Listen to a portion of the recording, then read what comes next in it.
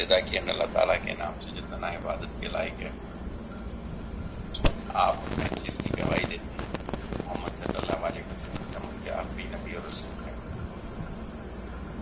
आप और मैं इस चीज़ पे भी कमिटेड हैं कि इल्म का माखज़ कुरान मजीद पर उस तक पहुँचने का रास्ता मेरे नबी सुन्नत।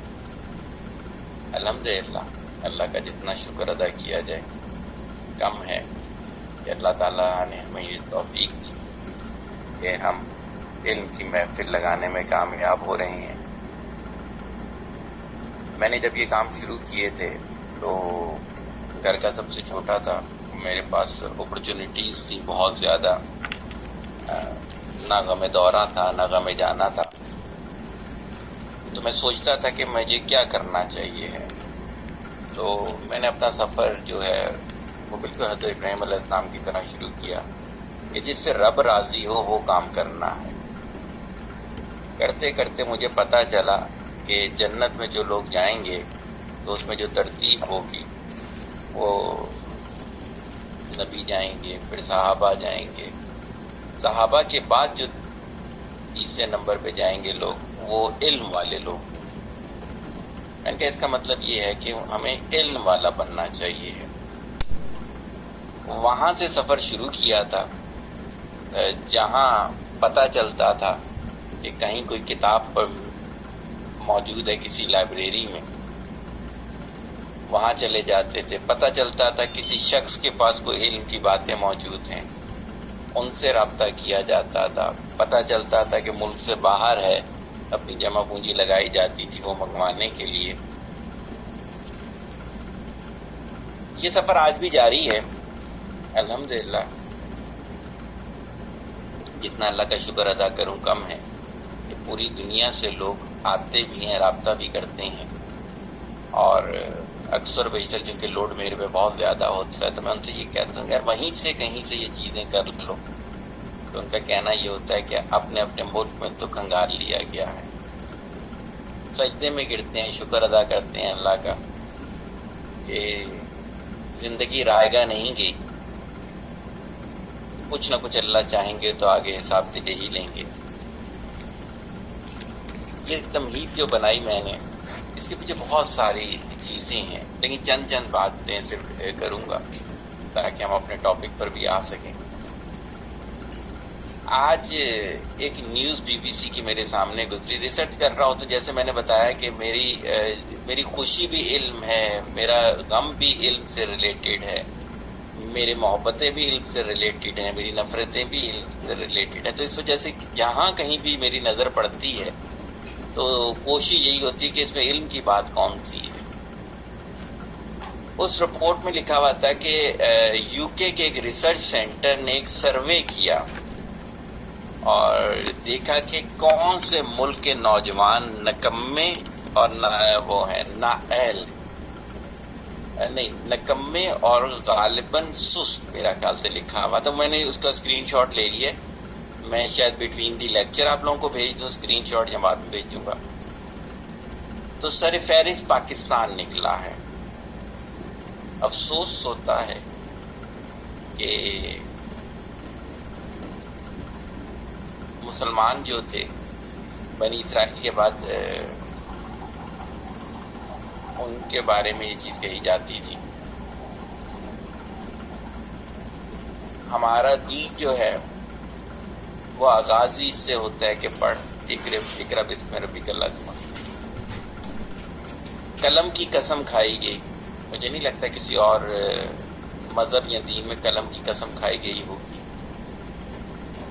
फरमाया गया इल्म वाले को पहचानता है, इल्म के दर्जात को सबसे ऊपर रखा गया। आपके सामने मैंने बताया कि हदीस से साबित है कि सहाबा के बाद इल्म वाले जाएंगे जन्नत के अंदर। इल्म वाले अल्लाह को पसंद हैं। हज़रत अली ने फरमाया कि दुनिया में दो ही लोग हैं, एक इल्म देने वाला या एक इल्म लेने वाला। इसका मतलब है बकिया सारों को तशबीह इंसान के अलावा किसी भी चीज़ से दी जा सकती। और हमारा जो दर्जा आया वो नकम्मे और सुस्त लोगों में सबसे टॉप पर आया। और ये कोई गलत भी नहीं है कि हम बोले कि उनका सर्वे गलत था। हम अपने आप को ही खंगालना शुरू कर दें।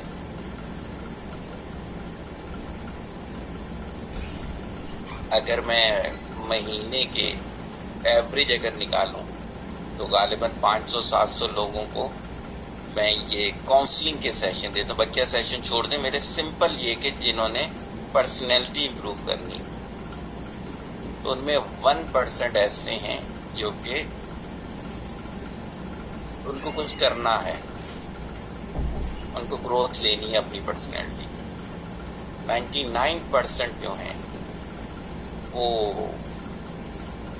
या तो टाइम पासिंग कर रहे होंगे कि चलो बुरा नहीं कर रहे तो ये कर लेते हैं, या फिर वो शॉर्टेस्ट पास को तलाश कर रहे होते हैं। टारगेट तो चलो कहीं से देख लिया उन्होंने, लेकिन उन्होंने कहा कोई शॉर्टेस्ट पास मिल जाए हमें और हम वो चीज़ अचीव कर लें। हालांकि शॉर्टेस्ट पास जो है वो स्ट्रेट लाइन ही होती है हमेशा, लाइक जिन्होंने फिजिक्स पढ़ी है वो जानते हैं इस बात। स्ट्रेट लाइन कौन सी होती है कि फालतू का कोई काम ना किया जाए।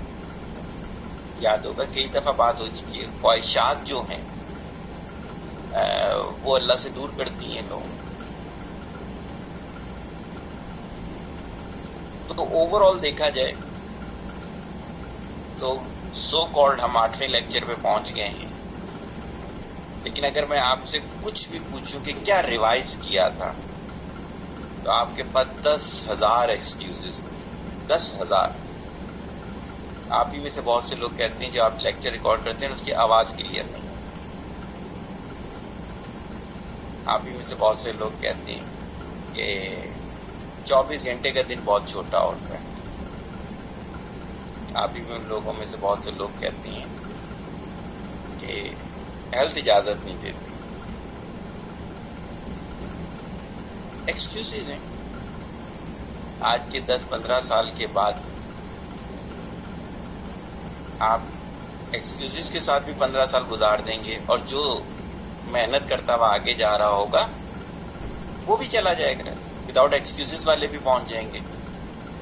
लेकिन फ़र्क क्या होगा? फ़र्क मंजिल का होगा। आप नीचे जहालत की वादियों में गुमराह घूम रहे होंगे और वो इल्म की बुलंदियों पे खड़ा होके शुक्र की तस्बीह बयान कर रहा होगा।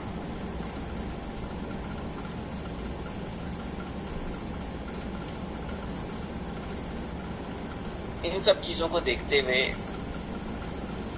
हम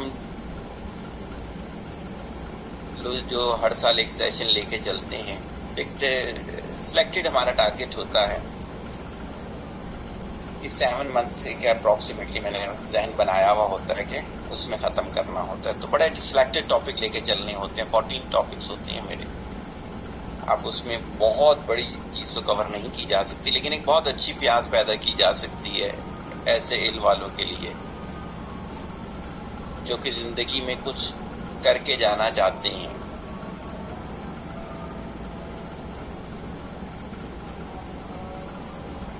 तो आज का जो टॉपिक हमने चुना वो हमने चुना कि अगर हम अपनी पर्सनैलिटी पे काम कर चुके हैं, जो जो पीछे बताई गई बातें हैं, तो कोई ना कोई इंसान को कैरियर चूज करना पड़ता है। अब अगर देखा जाए कि हमें कोई ना कोई एक पाथ लेना पड़ता है जिंदगी गुजारने के लिए।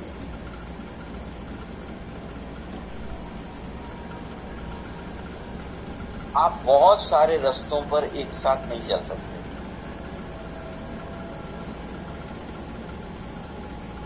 आप बोले मैंने राइट भी जाना है, मैंने लेफ्ट भी जाना है, मैंने फ्रंट भी जाना है, मैंने बैक भी जाना है, तो ये सिर्फ क्या होगा, एक मजनू की बढ़त हो, उसके अलावा कुछ नहीं। आपको कोई ना कोई एक ऐसा रास्ता चुनना पड़ता है कि आप अपनी जिंदगी को फिर मुकम्मल उस रास्ते के मुताबिक ढालेंगे। एक दफा मेरे पास एक लड़की आई, गालिबन उसने इंटर किया होगा, हाँ इंटर किया था। तो मैंने कहा क्या करना चाहती हो? कहती कि बीएससी कंप्यूटर साइंस। मैंने कहा अच्छा अच्छा। मैंने कहा अगर कंप्यूटर साइंस में एडमिशन ना हुआ तो कहती फिर बीकॉम कर लूंगी। एक तरफ साइंस, एक तरफ कॉमर्स। इसका मतलब है कॉन्सेप्ट क्लियर ही नहीं।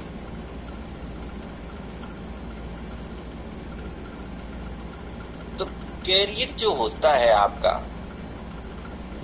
वो समझें कि आपकी अगली पूरी लाइफ होती है।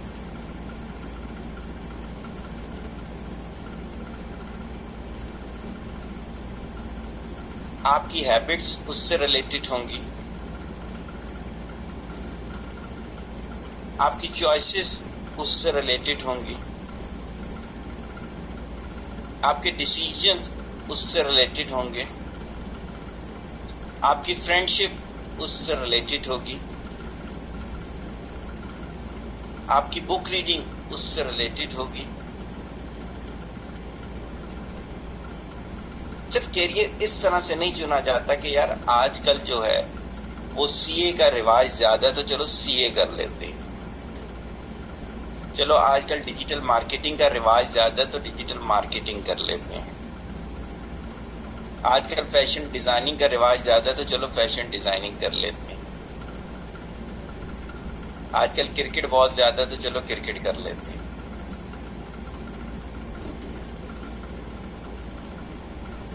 ऐसा नहीं हो सकता, फिर वो कैरियर नहीं होगा और यकीनन उसको करने में कभी भी आपको सुकून नहीं होगा। जिंदगी के जितने भी शब रोज आप गुजारेंगे वो सुकून वाले होने चाहिए।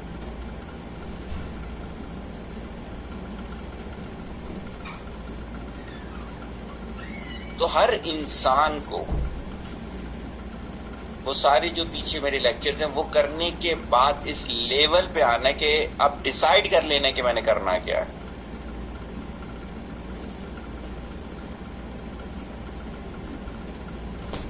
मोस्टली हमारे सब कॉन्टिनेंट के अंदर ये है कि कैरियर हमारे पेरेंट्स डिसाइड कर रहे होते हैं, क्योंकि एक बहुत बड़ी गलती होती है। पेरेंट्स की मशवरा जरूर होना चाहिए, सजेशन जरूर होनी चाहिए, उसकी वेटेज भी ज्यादा होना चाहिए उनके मशवरे का, लेकिन ऐसा नहीं होना चाहिए कि बच्चे को शामिल ना किया जाए गुफ्तगू।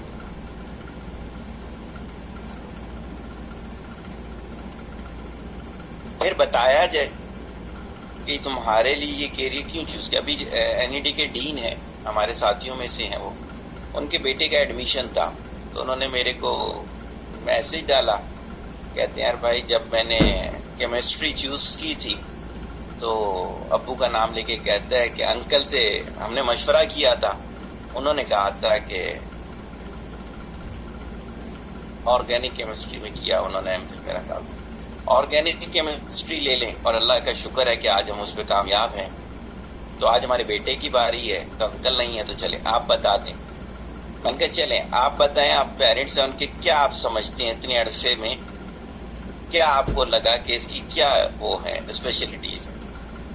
तो उन दोनों ने पढ़े लिखे हैं माशाल्लाह, दोनों ने बहुत अच्छी राय दी, लेकिन साथ में चॉइस में जो था वो टॉप पे वो चीजें रखी जो कि आजकल चल रही हैं। उस बच्चे को इंटीरियर डेकोरेशन का शौक भी है, स्किल्स भी हैं उसकी और नॉलेज भी है, यानी समझ लें कि कैरियर के पॉइंट ऑफ व्यू के साथ 50% तो वो अभी पूरा है। मैंने कहा सही है, वो चॉइस में इतना उन्होंने ऊपर नहीं रखा तो कैलकुलेशन वाइज वो चॉइस में आना भी नहीं चाहिए था, क्योंकि अभी उनकी ख्वाहिश नहीं थी। कहते हैं सही है, कंप्यूटर सिस्टम आया इसकी कैलकुलेशन के लिहाज से। फिर क्या हुआ कि जब लिस्ट लगनी थी, फाइनल डिसीजन था, मेरा इंटरव्यू था, दोबारा उन्होंने मुझे मैसेज डाला कहते हैं कि भाई स्टिल वी आर कंफ्यूज। जी बोले, कहते हैं आपको बताया था ऐसे ऐसे ऐसा है। मैंने कहा जी आप चॉइस ही गलत फिर रख रहे हो ना, फिर चॉइसेस को रीशफल करो। उन्होंने रीशफल किया, हमने दोबारा किया तो इंटीरियर डेकोरेशन है। मेरा अपना क्लास फेलो है काजी खिजर हबीब, इंटरनेशनल जो वो है लेबर की ऑर्गेनाइजेशन को। ये लास्ट वर्ड बताएंगे मैंने क्या बोला था? सोए हुए तो नहीं है सारे? सॉरी वो इसका बता रहा था कि चॉइसेस तब्दील की उन्होंने पर। फिर उनका एंड में इंटीरियर डिजाइनिंग का आया। अच्छा नहीं, उसके बाद भी मैंने कहा, मैंने खिजर की बात शुरू की। अच्छा, खिजर मेरा क्लास फेलो है, अल्लाह खुश रखे, इंटरनेशनल लेबर ऑर्गेनाइजेशन को लीड कर रहा है सब कॉन्टिनेंट में। कभी देखिएगा टीवी पे काजी खिजर अभी। ये बहुत अच्छा आर्टिस्ट था, बहुत अच्छा आर्टिस्ट था। इनके वालिद साहब की ख्वाहिश थी ये मैथमेटिक्स करे, उन्होंने इसको मैथमेटिक्स में करवा दिया। जब मैं यूनिवर्सिटी में गया तो ये उसी सेमेस्टर में था और मेरे से 2 साल सीनियर है। वो फिर अल्लाह का शुक्र हुआ कि हमारे साथ हुआ। मुझे भी आर्ट का बहुत शौक था, तो फिर मैंने कहा कि देखो काजी आ ही गया हो तो चलो इसको डिग्री को निभाते हैं। और फिर साथ साथ हम दोनों ने इंटरनेशनल कंपटीशन भी विन करने शुरू कर दिए। तो मैं जब उनके घर गया, बाद में इतना अच्छा उनके साथ ताल्लुक हो गया। वो लोग 2 भाई थे, तो उनके अम्मी अब्बू कहते थे नहीं हमारे 3 बेटे हैं, एक का नाम सगीर अहमद है।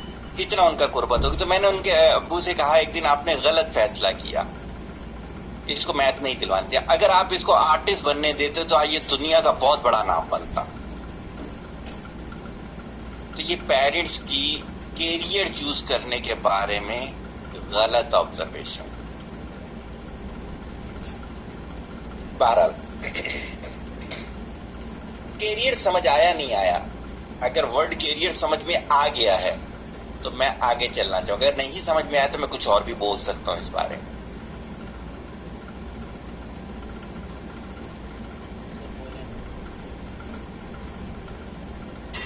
जी जी, सवाल करना है तो थोड़ा सा जोर से बोलना पड़ेगा, आवाज आपकी आस्ते आ रही। सर मैं कह रहा हूँ थोड़ा और। वालेकुम सलाम, बोलिएगा क्या? सगी भाई ये कैरियर तो लोग कहते हैं 60 में रिटायर हो जाते हैं, या कैरियर लाइफ टाइम रहता है या मतलब ये कोई एज लिमिट होती है? नौकरी से रिटायर होते हैं आप, कैरियर से रिटायर कौन होता है? कैरियर से डॉक्टर हमीदुल्लाह कभी रिटायर हुए? एदी कभी रिटायर हुआ? ये अब नेल्सन मंडेला कभी रिटायर हुआ? बिल गेट्स कभी रिटायर हुआ है? रिटायर इंसान नौकरी से होता है। कैरियर तो आपके एंड तक, और प्लान भी अपने एंड तक करना होता है। जब आप पूरी जिंदगी का ओढ़ना बिछोना उस जैसा कर लेंगे तो फिर तो वो आपकी जिंदगी से झलक रहा होगा। तो इस वजह से इसमें कैरियर में रिटायरमेंट नहीं होती, नौकरी में रिटायरमेंट होती। किसी और ने कोई सवाल करना हो?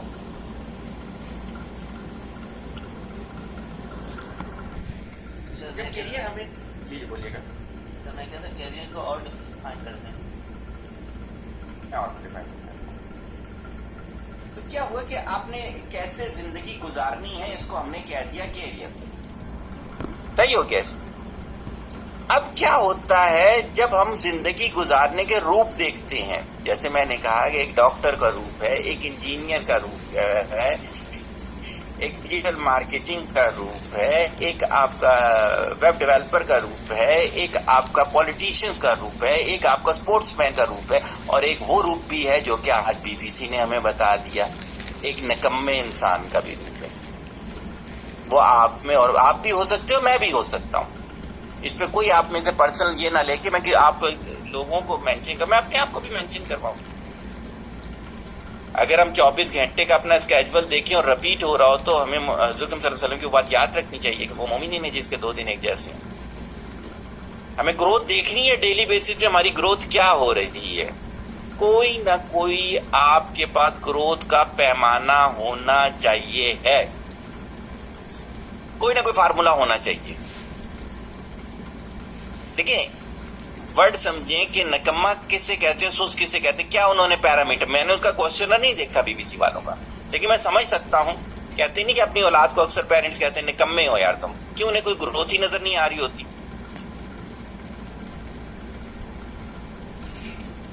सुस्त हो, काहिल हो, ये सारी टर्मिनोलॉजी निकम्मे के साथ हो रही होती। तो इसका मतलब है एक कैरियर ये भी हो गया, कुछ भी ना करो, दूसरों पे डिपेंडेंट रहो, बोझ बने रहो। हमारे एक टीचर थे, अल्लाह ताला उन्हें करवट जन्नत नसीब करे, इसमें 9th में बायोलॉजी पढ़ाया करते थे। तो मुझे कहते हैं, पूरी क्लास को पढ़ा रहे थे, तो हम भी साथी उनके होते थे, क्योंकि छोटे थे घर में, तो मैंने इस वजह बताया पढ़ने में अच्छे थे।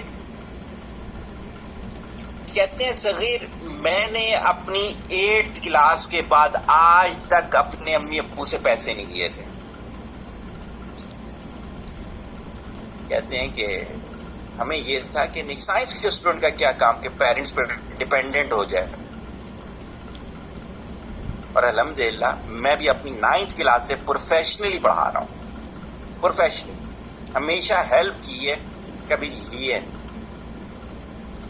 वजह क्या है? वजह एक ये भी है कि वो भी निकम्मा जो कि टोटल डिपेंडेंट हो जाता है। माजरत के साथ आप लोग कहेंगे कि यार पेरेंट्स का काम होता है ये रोल, नहीं, काम जरूर होता है, पेरेंट्स आपको लेबर ना करवाए ना, लेकिन ग्रोथ तो समझ आए है ना। तो ये भी एक चॉइस हो गई। जो आज का हमारा लेक्चर है वो इससे एक स्टेप आगे का लेक्चर है। सबसे पहले तो आप सब लोगों ने ये चीज डिसाइड करनी है कि क्या ये डिसाइडेड है कि क्या चीज आपका कैरियर है, या फिर वो बीबीसी की रिपोर्ट को और ज्यादा अपने मुस्तनद करना है और उनका एड्रेस लेके उनको कहना है कि यार हमारा नाम भी उसके अंदर शामिल कर लो।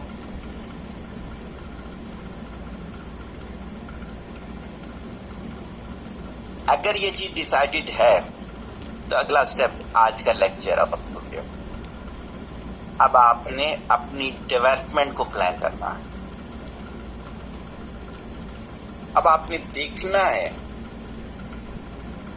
कि आज का दिन अकॉर्डिंग टू कैरियर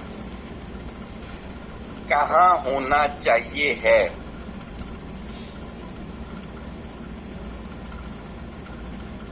एक हफ्ता, उसके बाद कहां होना चाहिए। और अगर मेरे से पूछे तो हर मंथ आपकी value in the form of money भी बढ़नी चाहिए। अगर एक महीने पहले आपका 1 घंटा जो है वो 500 रुपए का था, तो 1 महीने के बाद आपका घंटा 510 रुपए का होना चाहिए। 6 महीने के बाद आपका घंटा जो है वो 1000 रुपए का होना चाहिए। अगर जनवरी में भी आप 500 रुपए घंटा पे काम करते थे और आज आपका सितंबर एंड है, आज भी 500 रुपए घंटा पर है, तो ग्रोथ कहाँ आई? आप बोले मैंने तो 20 किताबें पढ़ डाली, ना पढ़ते यार। वो किताबें आपका कुछ बिगाड़ ही नहीं सकी। अगर बिगाड़ा होता तो दुनिया को भी पता चलता ना कि ये किया इन किताबों ने इसके साथ। किसी ने सेशन में मेरे से पूछा कि आप रीडिंग को नॉलेज ही नहीं कहते। मैंने कहा अगर रीडिंग नॉलेज होती तो बहुत सारे इलेक्ट्रॉनिक बुक रीडर आ चुके हैं, नॉलेज रीडर कोई भी नहीं है।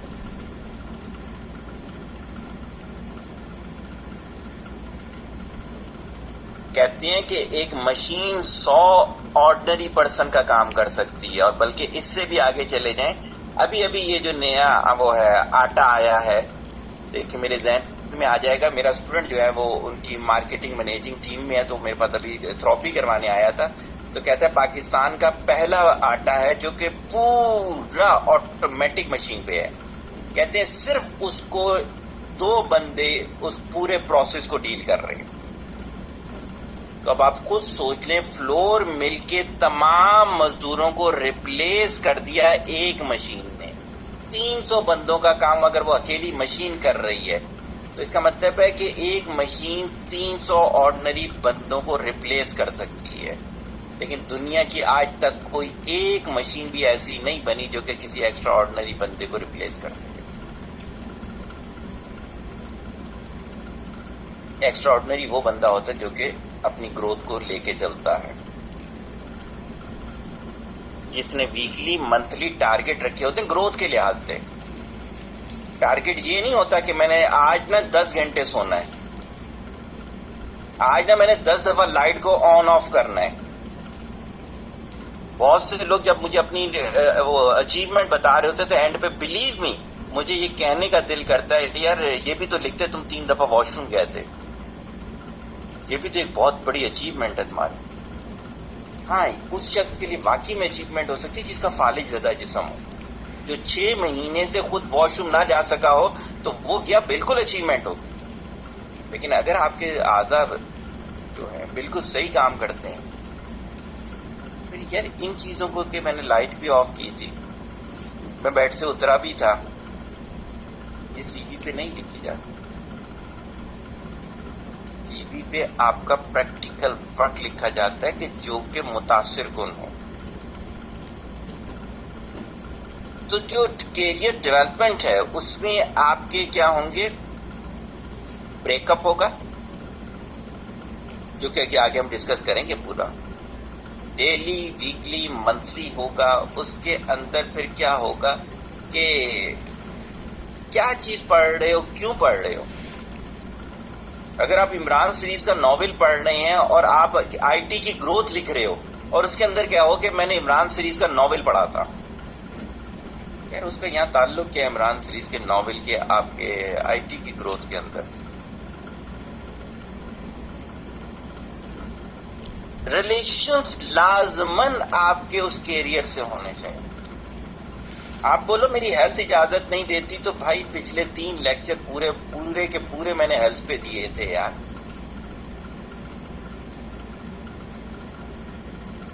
वैसे तो नहीं ना बीबीसी वालों ने ये रेटिंग दे दी।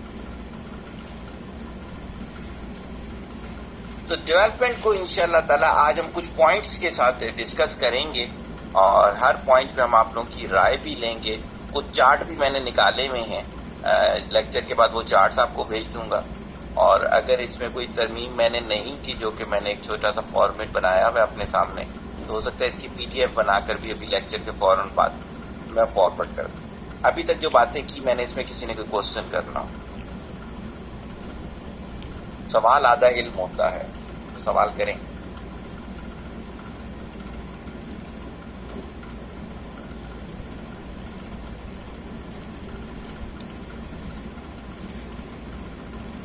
कोई सवाल नहीं आया, आगे चलते हैं।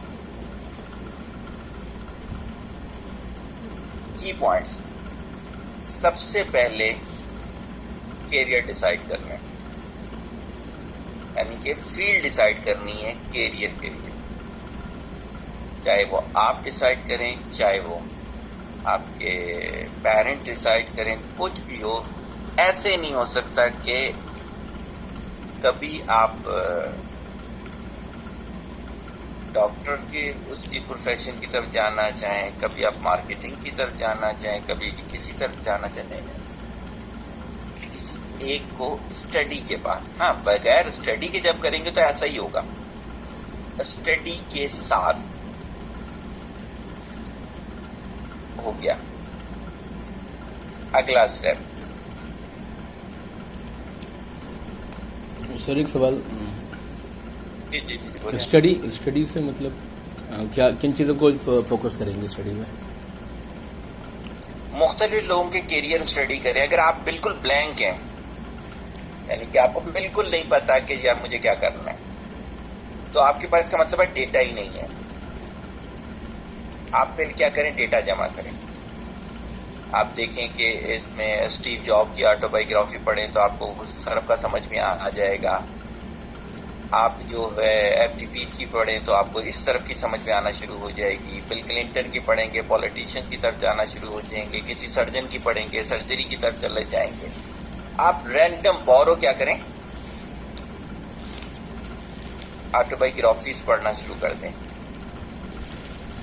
आपका थोड़ा सा माइंड मेकअप होगा, कॉग्निटिव पाथ बनेंगे, तो समझ में आएगा कि अच्छा मुझे लगता है कि मेरा ये इंटरेस्ट हो सकता है। फिर आप वही वाली चीज कि देखा जाए कि किन चीजों में आसानी और पैशन वर्सेस पनिशमेंट वाला जो हमारा फार्मूला था, वो चीज चेक करेंगे आप।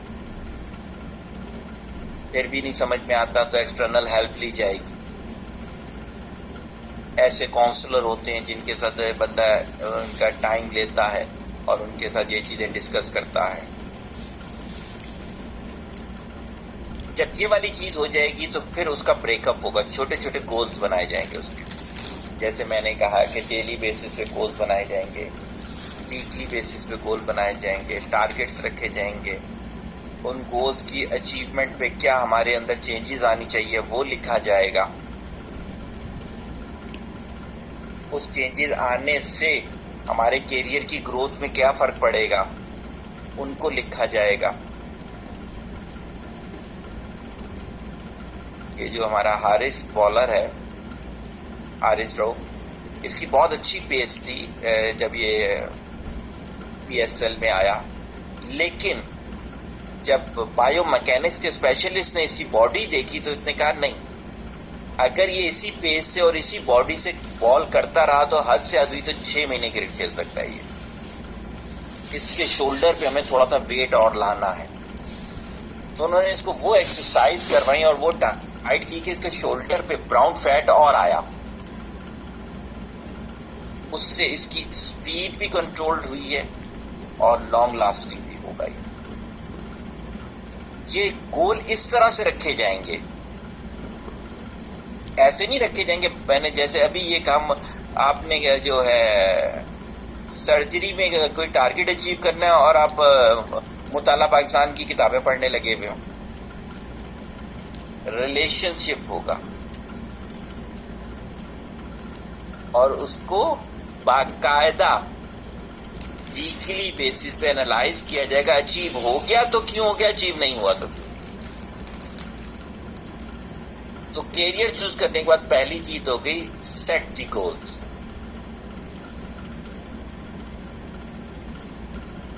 तीसरा point, find and choose a mentor. कोई ना कोई उस कैरियर से रिलेटेड आपका मेंटोर होना चाहिए। हर रास्ते की अपनी मुश्किलात होती हैं, हर रास्ते की स्पेशलिटीज होती हैं।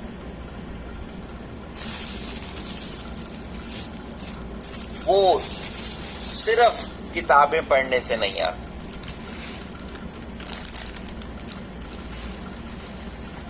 बहुत सारी ऐसी बीमारियां हैं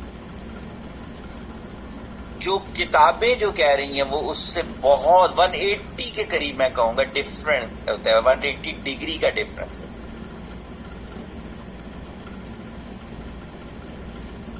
जो स्पेशलिस्ट हैं जिन्होंने ऐसे बहुत सारे पेशेंट्स देखे हुए हैं, उनके साथ जब बैठना होता है तो वो बताते हैं कि इसकी वजह क्या है, किताबों ने ऐसा क्यों लिखा हुआ है। अक्सर मैं जब O लेवल A लेवल पढ़ाया करता तो मैं कई उनकी गलतियां निकालता था, तो टीचर मुझे कहते थे कि आप क्यों इसमें ऐसे बोलते। मैंने कहा उसकी वजह कि जब भी बगैर रिसर्च के कोई पढ़ेगा तो वो इस टॉपिक को ऐसे ही पढ़ेगा जैसे इन्होंने लिखा हुआ है। मैंने फिजिक्स पढ़ने के लिए ओरिजिनल इटालियन लैंग्वेज का ये जो था न्यूटन प्रिंसिपिया पढ़ा।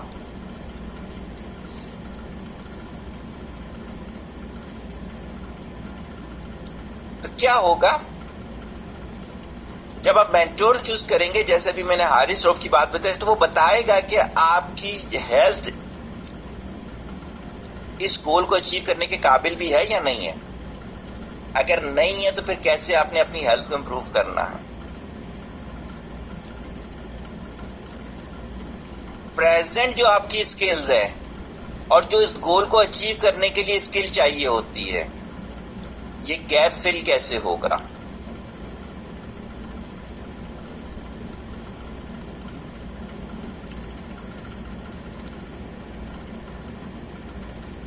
जब वो स्किल डेवलप भी कर लो तो उसको सीवी पे कैसे लेकर आते हैं, ये उस मेंटोर का काम होगा।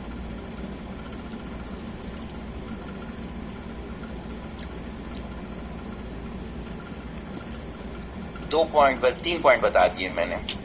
Choose your career, set your goals, find and choose mentor.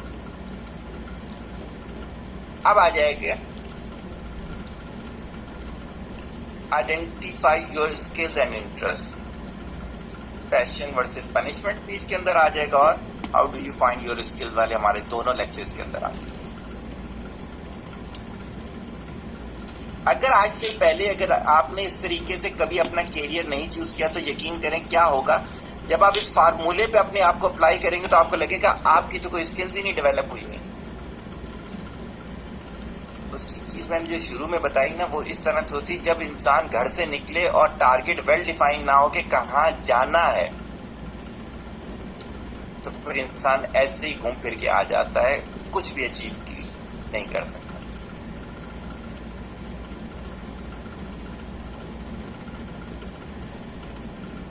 तो क्या होगा कि आपने इस चीज को बाकायदा देखना है, और इस चीज में मैंने बाकायदा उस जो